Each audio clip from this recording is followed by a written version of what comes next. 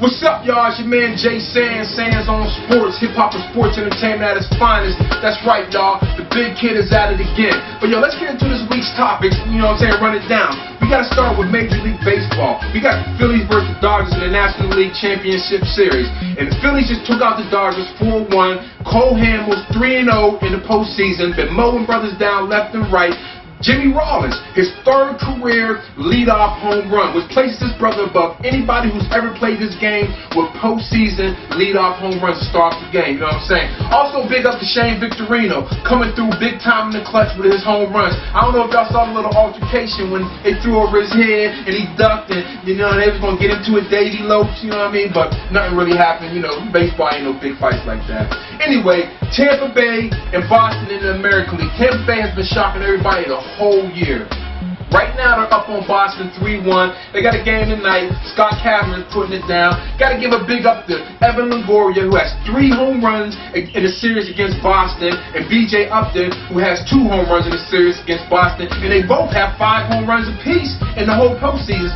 And this is a young team right here, so you got to keep a lookout for Tampa Bay, not just this year, but also in the future. And one more fact is that this is the first team to hit 3 home runs or more in 3 consecutive games in the postseason. So, yeah, man, they're making noise down there in Tampa Bay. Okay, now we got Week 7 in the NFL. Let's start off with San Diego, who's 3-3 versus Buffalo. It's going to be interesting to see how San Diego comes off this big victory against New England, and also Buffalo, who's leading the AFC East right now. Then we got Minnesota, who's 3-3 versus Chicago, who's 3-3. Now, you really got to throw out the records in this one because it's an NFC North rivalry, and when these teams get together, you know it's going to be a battle.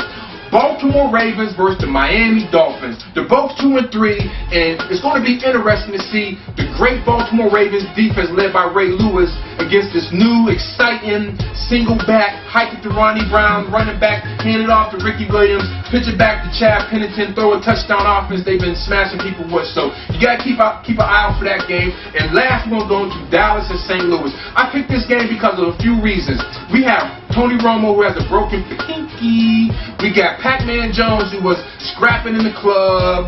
And then we got Roy Williams, who had just got picked up from Detroit to the Cowboys. So it's going to be interesting to see how this goes, because the Cowboys have a lot of turmoil, a lot of confusion going on, and St. Louis just got their first victory after firing their coach.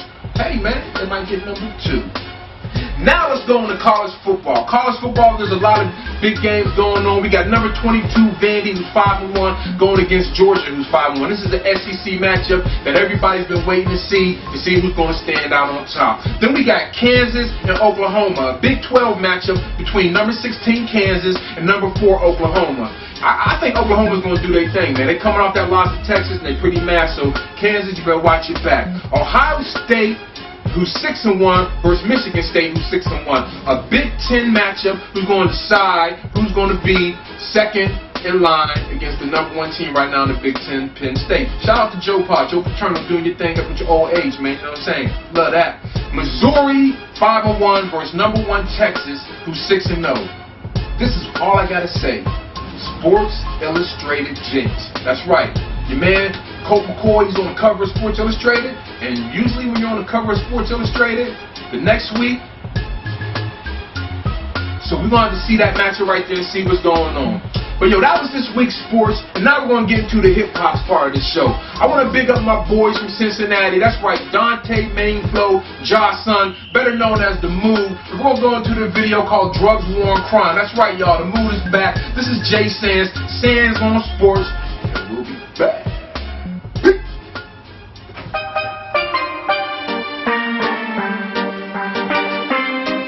More drugs, war, and crime. Every time we turn on the TV, every time we step out into our city streets, we see drugs, war, and crime. Every city gets a youth's mind. Drugs, war, and crime. All of them are yes and one night them blind. Drugs, war, and crime. All of them are one night them. Drugs, war, and crime. Drugs, war, and crime for thugs in they prime. With bugs on they line, they catch slugs in they spine. Intervention is divine, when Indians get some time and live through the winter. He was finna snitch and whine. Little bitch quit your crying. Got possession and supply. Unless you lying, make confessions and you spying. No question, testifying is literally death-defying. In this concrete jungle, you rumble with street lines. The meat dying, they humble and seek Zion. They smiles turned upside down. They keep trying to get wealth, eat good and reap health. Love it, cup. Big up the mood, Dante, Main Flow, Josh Son, Cincinnati, hip-hop at its finest.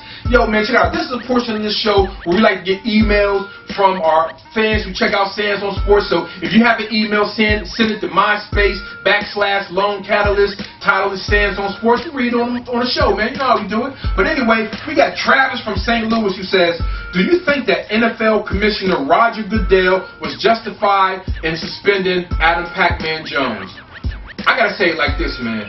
Pac-Man Jones is a fool, man. You know what I'm saying? You have an opportunity to play this football. You have Deion Sanders, Michael Irvin, who have their own trials and tribulations in life, mentoring you, trying to lead you to the bank. You're making money. You're making millions.